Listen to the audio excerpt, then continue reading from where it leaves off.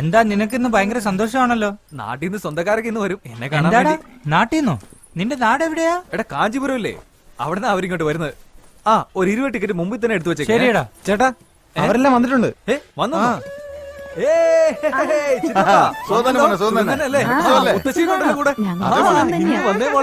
ചേച്ചി സുഖം തന്നെയല്ലേ?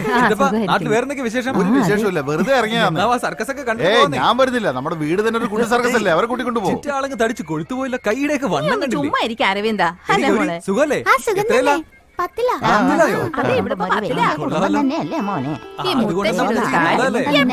കാണാൻ പറ്റില്ല.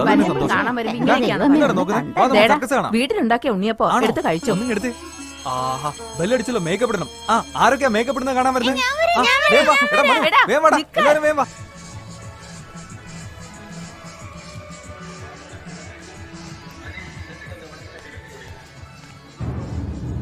കൊണ്ടുവന്ന ഒരു ഉണ്ണിയപ്പം പോലും കഴിക്കാതെ അവൻ പോയത് കണ്ടില്ലേ? എന്തൊരു കഷ്ടായി പോയി. അല്ല ഒരു കാര്യം ചെയ്യും, നിങ്ങൾ ഇതാ നിന്നോട് വരാത്തയാണ്. അല്ല കൊച്ചേ അവിടെ നിക്കോ. നിന്നോട് നിക്കാൻ പറഞ്ഞേ. എന്തിനാ കിടന്നിങ്ങനെ അലക്കുന്നേ? ഹലോ ഹലോ, വിളിച്ചത് കേട്ടില്ലേ? നിങ്ങളെയാ വിളിക്കുന്നത്. നിന്നെ തന്നെയാ വിളിച്ചേ. ആരാ? സുഖം തന്നെയല്ലേ മോളെ? നിങ്ങളൊക്കെ ആരാ? അയ്യോ ഇതെന്താ ഞങ്ങളെ ഓർമ്മയില്ലേ? കൊള്ളാം, ഒരു വർഷത്തിന് മുമ്പ് ഞങ്ങളുടെ നാട്ടിൽ വന്നല്ലേ. ബോധിധർമ്മന്റെ സ്വന്തക്കാരാണെന്നും പറഞ്ഞ് അന്വേഷിച്ച് ഞങ്ങളുടെ വീട്ടിൽ വന്നത് ഓർമ്മയില്ലേ? അത് ഞാനല്ല. ഇതെന്താ ഈ പെണ്ണ് ഇങ്ങനെ പറയുന്നേ? ഈ കൊച്ചിനെ കണ്ടതായിട്ട് ഓർമ്മയില്ലേ? ഇല്ലല്ലോ. നമ്മുടെ വീട്ടിൽ വന്ന് രക്തമൊക്കെ എടുത്ത് പരിശോധിച്ചില്ലേ? നമ്മുടെ പാരമ്പര്യത്തെ കുറിച്ച് അന്ന് ചോദിച്ചില്ലേ? അല്ല, അതൊരു തടിച്ച പെൺകുട്ടിയല്ലായിരുന്നോ? ഒന്ന് ചുമ്മാ ഇരി മനുഷ്യ. മോളെ, ഞങ്ങളുടെ വീട്ടിൽ വന്ന അരവിന്ദനെ കുറിച്ച് നീ ഒരുപാട് കാര്യങ്ങൾ ചോദിച്ചില്ലേ? നിങ്ങൾ പറയുന്നതൊന്നും എനിക്ക് മനസ്സിലാവുന്നില്ല. അരവിന്ദ് ആരാന്ന് പോലും എനിക്ക് അറിയില്ല. ആള് മാറിപ്പോയതാ നിങ്ങൾക്ക്. സോറി. എന്നാ ഞാൻ പോട്ടെ. ഇതെന്താ ഈ പെണ്ണ് ഇങ്ങനെ പറഞ്ഞിട്ട് പോകുന്നേ? ഞാനും ഈ പെണ്ണിനെ എവിടെ കണ്ട പോലെ തോന്നുന്നുണ്ട്.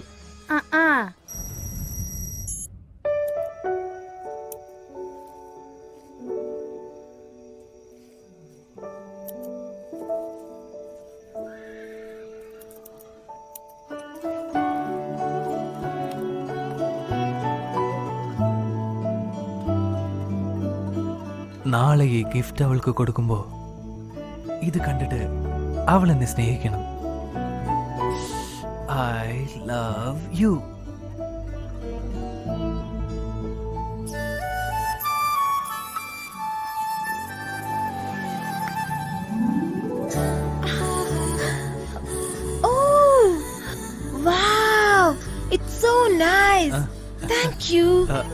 ഇത് ഞാനുണ്ടാക്കിയതാ. നേരാണോ പറഞ്ഞത്? ഇതൊക്കെ ഉണ്ടാക്കാൻ അറിയോ? അതില് എന്താ എഴുതിയിരിക്കുന്നെന്ന് വായിച്ചു നോക്ക്. എന്റെ ഫ്രണ്ട് മാലതിക്ക് ഡോൾ എന്ന് വെച്ചാൽ ഭയങ്കര ഇഷ്ടാ. അവൾക്കും ചേർത്ത് ഒരെണ്ണം ഉണ്ടാക്കായിരുന്നില്ലേ? ഇത് കണ്ട് അവള് തട്ടിപ്പറിക്കും. നെക്സ്റ്റ് ടൈം അവൾക്ക് ഒരെണ്ണം ഉണ്ടാക്കണേ. Okay? But thank you so much. It's lovely. Thank you. ശരി, ഞാൻ പുറത്തേക്ക് പോവാ. നീ വരുന്നുണ്ടോ? ഞാൻ വരുന്നുണ്ടോ? കം.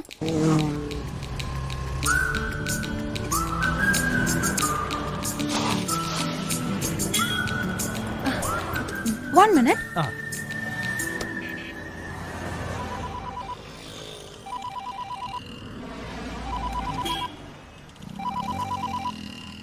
എടാ അരവിന്ദേ, നീ ഗിഫ്റ്റ് കൊടുത്തോടാ? കൊടുത്തു. അടിപൊളി അടിപൊളി. എടാ അരവിന്ദ് ഗിഫ്റ്റ് കൊടുത്തടാ. എന്ത് പറഞ്ഞടാ? ഐ ലവ് യു ടു എന്ന് പറഞ്ഞു. അഭിനന്ദനങ്ങൾ മോനെ. അതല്ലടാ, ഐ ലവ് യു ടൂല് ഒരു ഫീലിംഗും ഇല്ലടാ. ഐ ലവ് യു എന്ന് പറയുമ്പോൾ അതിലൊരു സുഖം വേണ്ടേ? ഇപ്പൊ പെണ്ണുങ്ങൾ എന്ത് പറഞ്ഞാലും ഐ ലവ് യു എന്നല്ലേ പറയുന്നേ. അച്ഛൻ മോനോട് ഐ ലവ് യു എന്ന് പറയുന്നു, അമ്മയാണെങ്കിൽ മോളോട് ഐ ലവ് യു എന്ന് പറയുന്നു. ടാറ്റാ ബൈ ബൈ എന്ന് പറയുന്ന പോലെ ആയില്ലേ? സിറ്റുവേഷൻ വേറെ പോലെയാ പോയിക്കൊണ്ടിരിക്കുന്നത്. ഇപ്പൊ ഞാൻ ATM ഉള്ളിലാ. അവൻ പുറത്ത് നിൽക്കുന്ന. ഇന്ന് എനിക്ക് ഐ ലവ് യു എന്ന് പറഞ്ഞൊരു ഗിഫ്റ്റ് തന്നു. എന്തൊക്കെയോ പറഞ്ഞ് ഞാൻ ഊരിപ്പോന്നു. എന്താ ചെയ്യുന്നിപ്പോ? സൂക്ഷിക്കണം കേട്ടോടി. നയത്തിൽ അവനെ കാര്യങ്ങൾ പറഞ്ഞ് മനസ്സിലാക്കണം. നീ ഒരു കാര്യം ഓർക്കണം, നമുക്കവനെ ആവശ്യമുണ്ട്, അത് മറക്കണ്ട.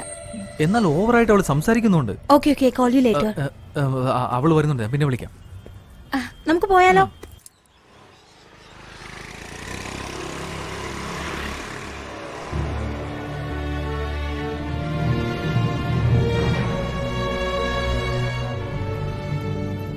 അരവിന്ദ്, ഒരു 2 മിനിറ്റ് ഇവിടെ നിൽക്കുക. ഞാൻ ഇപ്പൊ വരാം. ശരി.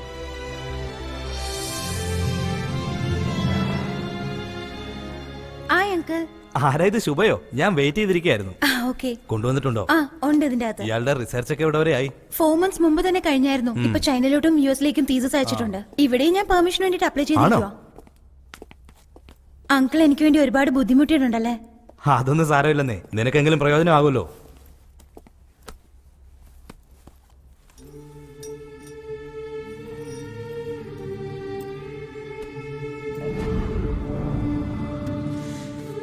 ഇൻസ്പെക്ഷൻ നാളെയാണ്. അതിനു മുമ്പ് വെച്ചാൽ കുഴപ്പമൊന്നുമില്ല. ഓക്കെ.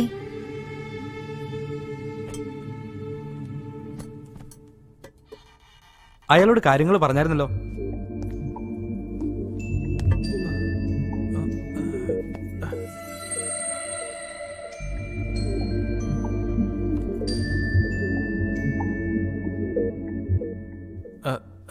ഹായ്.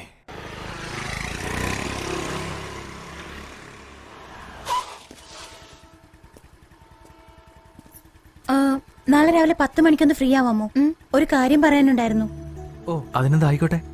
എനിക്കും ഒരു കാര്യം പറയാനുണ്ടായിരുന്നു. നമ്മൾ രണ്ടുപേരും ഒരേ കാര്യം തന്നെയാവും സംസാരിക്കുക. Okay by.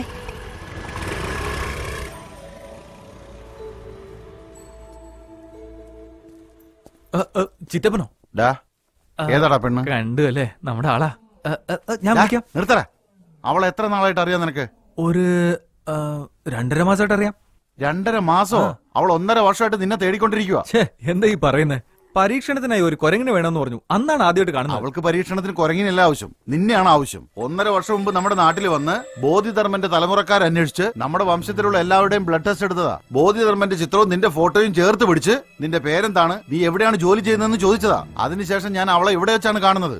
അവളൊന്നും അറിയാത്ത പോലെ അഭിനയിച്ച് നിന്നെ അറിയില്ലെന്ന് അവള് പറഞ്ഞേ. നിന്റെ ചിറ്റ എന്നോട് അപ്പോഴേ പറഞ്ഞതാ. ഞാനത് വിശ്വസിച്ചില്ല. ഇപ്പൊ നോക്കുമ്പോ നിന്നെ ഇറക്കി വിട്ട് കൈയും കാണിച്ചു പോകുന്നു.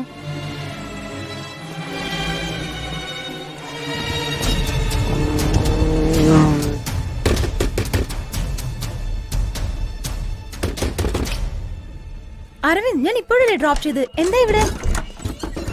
ആരാ നീ? 1.5 വർഷമായിട്ട് നീ എന്നെ ഫോളോ ചെയ്യാണല്ലേ? പറയാൻ.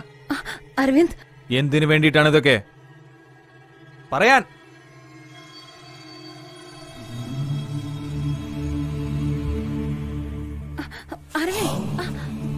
അരവിന്ദ്, ഞാൻ പറയുന്നതൊന്ന്.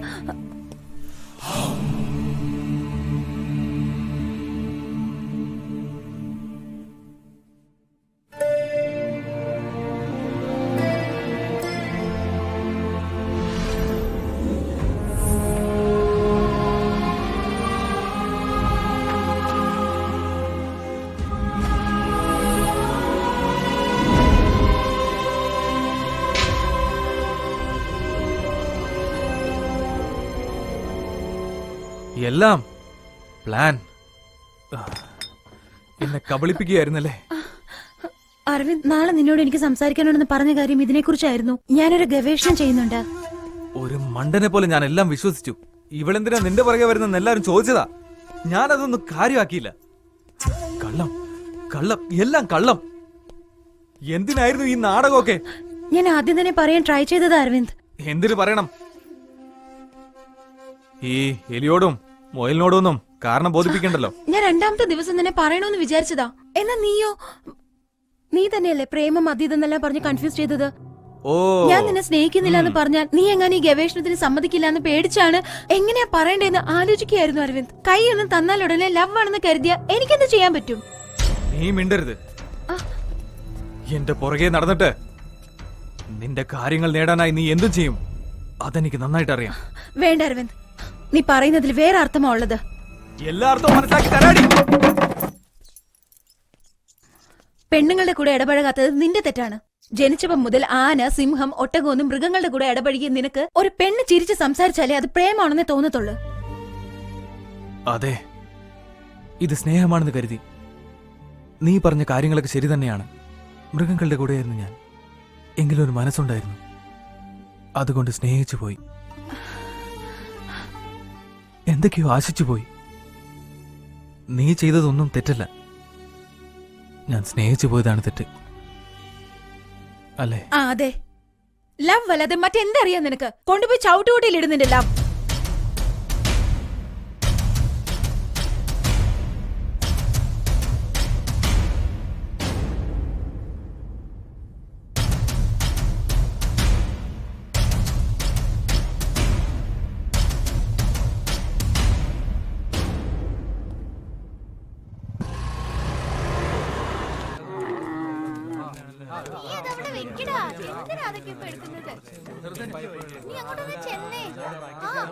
ആ, അരവിന്ദ്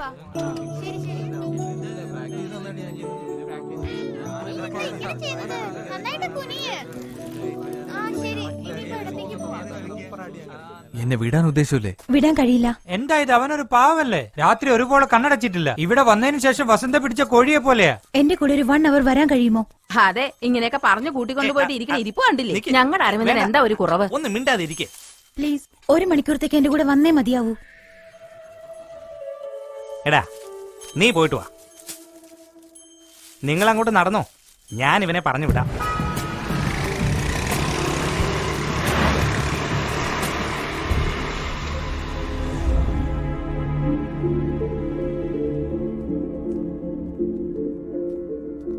എന്തിനാ എന്നോട് വരാൻ പറഞ്ഞേ? വരൂ, ഞാൻ പറയാം. ഇവിടെ കാണുന്ന ഈ വസ്തുക്കളുടെ പിന്നിൽ ചില കഥകളുണ്ട്. ഇപ്പം ജീവിച്ചുകൊണ്ടിരിക്കുന്ന നമ്മളൊന്നും ആരുമല്ല ഈ ലോകത്ത്. അതായത് 1000 വർഷങ്ങൾക്ക് മുൻപ് ധീരതയും സംസ്കാരവും നമ്മുടെ ഈ ലോകത്തിന് പകർന്നു തന്നില്ലേ? അവരൊക്കെയാണ് യഥാർത്ഥ മനുഷ്യർ.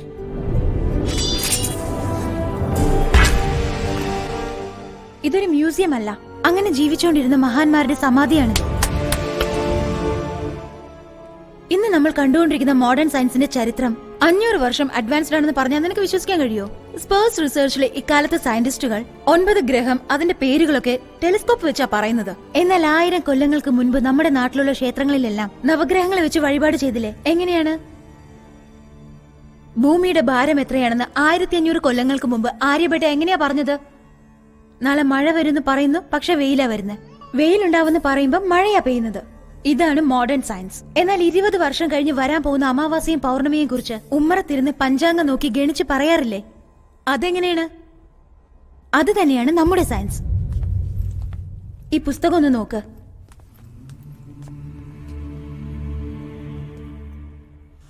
ഈ പുസ്തകത്തിനും എനിക്കും യാതൊരു ബന്ധവുമില്ല. എന്നാൽ നീയും ഈ പുസ്തകവും തമ്മിൽ നല്ലൊരു ബന്ധമുണ്ട്.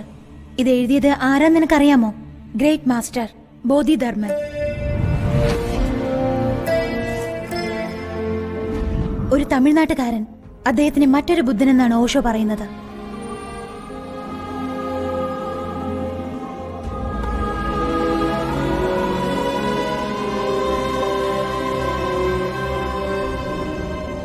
ഈ പുസ്തകത്തിൽ എന്താണ് ഉള്ളതെന്ന് അറിയുന്നതിന് മുമ്പ് ഇനിയൊരു സ്ഥലത്തേക്ക് പോകാം. എന്താ മോളെ, കരയാതെ നടക്കങ്ങോട്ട്.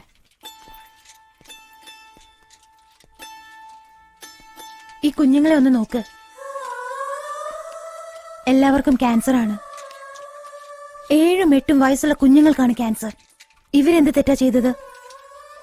സിഗരറ്റ് വലിച്ചോ അല്ലെങ്കിൽ പാൻപരാക്ക് തിന്നോ? എന്തുകൊണ്ടായിരിക്കും ഇത്രയും ചെറുപ്പത്തിലെ ഈ രോഗം വന്നത്?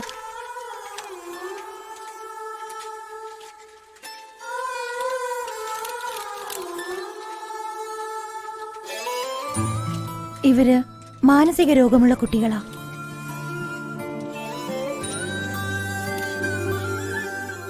മറ്റുള്ള കുട്ടികളെല്ലാം സന്തോഷത്തോടെ സ്കൂളിൽ പോകുമ്പോ ഇവര് മാത്രം ജീവന് വേണ്ടി പോരാടുകയാണ്. അതിനെന്തായിരിക്കും കാരണം? ജനറ്റിക് ഡിസോർഡർ, പരമ്പരാഗത പോരായ്മകൾ.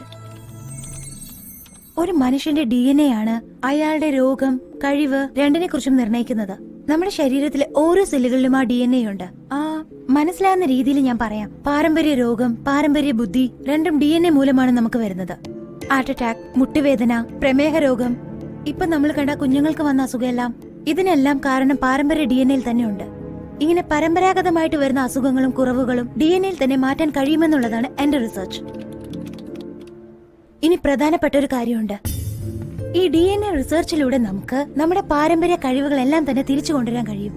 ഒരു ചിത്രകാരന്റെ, ഒരു പോരാളിയുടെ പാരമ്പര്യ DNA പോലും ആ കഴിവുകളെല്ലാം ഇപ്പോഴും ഉണ്ടായിരിക്കും. അതിനെ ഒന്ന് നമ്മൾ പ്രചോദനം ചെയ്തു കഴിഞ്ഞാൽ ആ കഴിവുകളെല്ലാം നമുക്ക് തിരിച്ചു കൊണ്ടുവരാൻ സാധിക്കും. ഇതിനെക്കുറിച്ചെല്ലാമാണ് ബോധിധർമ്മൻ 1600 വർഷങ്ങൾക്ക് മുൻപ് ഈ പുസ്തകത്തിൽ എഴുതി വെച്ചിരിക്കുന്നത്. DNA റിസർച്ചിനെ പറ്റി 1600 വർഷങ്ങൾക്ക് മുൻപ് എഴുതിയത് ഈ പുസ്തകത്തിലുണ്ട്. ഇവരെല്ലാവരെയും നമ്മൾ ഒരു സന്യാസിമാരായിട്ട് കാണാതെ ഒരു സയന്റിസ്റ്റ് ആയിട്ട് കാണണം. ഇക്കഴിഞ്ഞ 2 കൊല്ലത്തിന് മുമ്പ് ഒരു റിസർച്ച് ഓർഗനൈസേഷൻ ബോധിധർമ്മനെ മറവ് ചെയ്ത സ്ഥലം കണ്ടുപിടിച്ചായിരുന്നു. ഇത് കണ്ടോ? അദ്ദേഹത്തിനെ മറവ് ചെയ്ത സ്ഥലത്ത് നിന്നും പല്ലും തലമുടിയും ലഭിച്ചതുകൊണ്ട് മാത്രമാണ് ബോധിധർമ്മന്റെ DNA കിട്ടിയത്. ഇത് ഞാൻ ഇന്റർനെറ്റിലാണ് കണ്ടത്.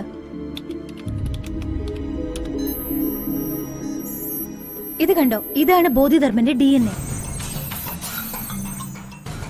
ബോധിധർമ്മന്റെ വംശത്തിലുള്ള ആൾക്കാർ, ഐ മീൻ നിങ്ങളുടെ സ്വന്തക്കാരെല്ലാം, ഇവരെല്ലാം ഇപ്പോഴും കാഞ്ചീപുരം സൈഡിലാ ഉള്ളതെന്ന് ഞാൻ മനസ്സിലാക്കി. അവരെ ഒരു ദിവസം ഞാൻ തേടിപ്പോയി.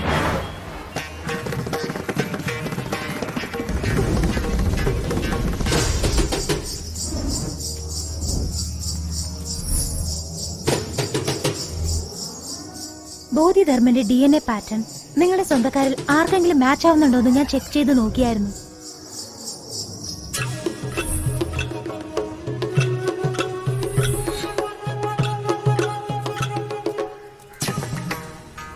അങ്ങനെയാണ് ഞാൻ നിങ്ങളുടെ ചിറ്റപ്പന്റെ വീട്ടിലേക്ക് പോയത്.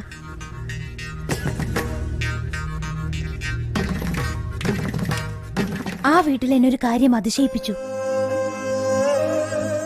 ബോധിധർമ്മന്റെ രൂപസാദൃശ്യത്തിലുള്ള നിന്റെ ഒരു ഫോട്ടോ ഞാൻ കണ്ടായിരുന്നു.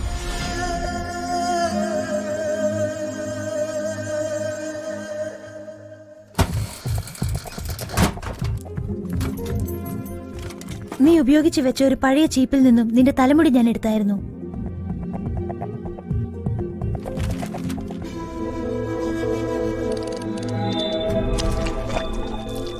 ഞാൻ കരുതിയത് പോലെ തന്നെ നിന്റെ DNA പാറ്റേണും ബോധിധർമ്മന്റെ DNA പാറ്റേണും തമ്മിൽ 80% ഒരുപോലെയായിരുന്നു. അതിനുശേഷമാണ് ഞാൻ നിന്നെ തേടിയെത്തിയത്.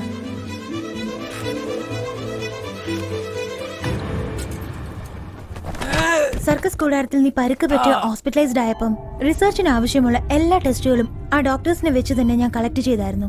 ബോധിധർമ്മന്റെ കഴിവുകൾ നിന്റെ DNAയിലുണ്ട്. ഇതിന് ജനറ്റിക് മെമ്മറി എന്നാണ് പറയുന്നത്. ആ മെമ്മറിയെ പ്രചോദിപ്പിക്കുമ്പോൾ ബോധിധർമ്മനുണ്ടായ എല്ലാ കഴിവുകളും നിന്നിൽ പ്രകടമാവുന്നതാണ്. യെസ്, 1600 വർഷങ്ങൾക്ക് മുമ്പ് ജീവിച്ചിരുന്ന ബോധിധർമ്മനെ അതേ കഴിവുകളോടെ തിരിച്ചു കൊണ്ടുവരാൻ എനിക്ക് കഴിയും. എന്നാൽ അദ്ദേഹത്തിന്റെ കഴിവുകളെല്ലാം ഇക്കാലത്ത് എങ്ങനെ യൂസ് ആവും? ബോധിധർമ്മൻ വലിയൊരു വൈദ്യനായിരുന്നു. നമ്മുടെ നാട്ടിലുള്ള വലിയ വലിയ മലകളിലെല്ലാം ആയിരക്കണക്കിന് പലതരം അപൂർവ ഔഷധങ്ങളുണ്ട്. അതിനെക്കുറിച്ചുള്ള മിക്ക ഗ്രന്ഥങ്ങളും ചില യുദ്ധങ്ങളിലായിട്ട് നശിപ്പിച്ചു കളഞ്ഞു. ബോധിധർമ്മന് ഓരോ ഔഷധ ചെടിയുടെ ഫലവും അതിന്റെ വേരുകളുടെ ഉപയോഗത്തെക്കുറിച്ചും അറിയാമായിരുന്നു. അതെല്ലാം ഈ ലോകത്തിന് പ്രയോജനമായി തീരണം. ഇതെല്ലാം നീ മനസ്സ് വെച്ചെങ്കിൽ മാത്രമേ നടക്കുള്ളൂ. ഇപ്പൊ ഞാൻ എന്ത് ചെയ്യണം?